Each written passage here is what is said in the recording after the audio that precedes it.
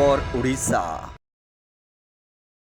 जातीय राजपथरे दुईटी यात्रीवाही बस मध्य दुर्घटना 35 जन आहत और 5 जन यात्री गुरुतर।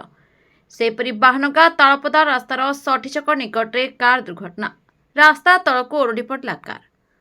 बालेश्वर जिला बाहनगा ब्लॉक 16 नंबर जातीय राजपथ खंतापड़ा निकटरे रविवार मध्याह्न समय दुईटी यात्रीवाही बस मध्य मर्मोत्तर दुर्घटना घटी। ଏହି ଦୁଇଟିରେ 80 ଊର୍ଦ୍ଧ୍ୱ ଯାତ୍ରୀ ଯାତ୍ରା କରୁଥିବା ବେଳେ 35 ଜଣ ଆହତ ଏବଂ 5 ଜଣ ଯାତ୍ରୀ ଗୁରୁତର ହୋଇ ଚିକିତ୍ସା କେନ୍ଦ୍ରରେ ଚିକିତ୍ସିତ ହେଉଛନ୍ତି।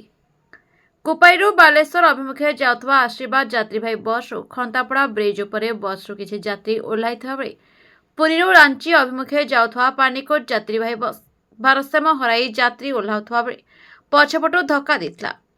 ଫଳରେ ଘଟଣାସ୍ଥଳରେ ଯାତ୍ରୀମାନେ ଗୁରୁତର ଭାବରେ ଆହତ ହୋଇଥିଲେ।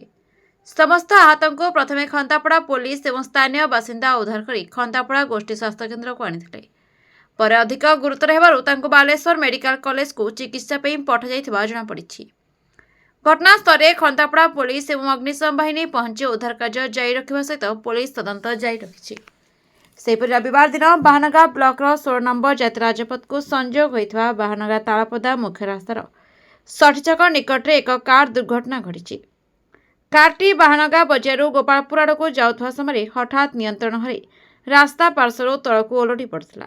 घटनास्थल उपस्थित थिबा स्थानीय लोक माने पहुंची गाड़ी भितर थिबा यात्री मानकु उद्धार करथिले। दुर्घटनाग्रस्त कार नंबर OD 33K 5157 बोली जना पड़िछि। दुर्घटना रे गाड़ीटी क्षतिग्रस्त होइथा बेले सेथिरे बसिथिबा यात्री सौभाग्यवशतः बड़ दुर्घटनारू बर्ती जाइछन्ति। ब्यूरो रिपोर्ट ए खबर ओडिशा। लाइक शेयर कमेंट और सब्सक्राइब करंतु। आपण माने देखुछंती ए खबर ओडिशा।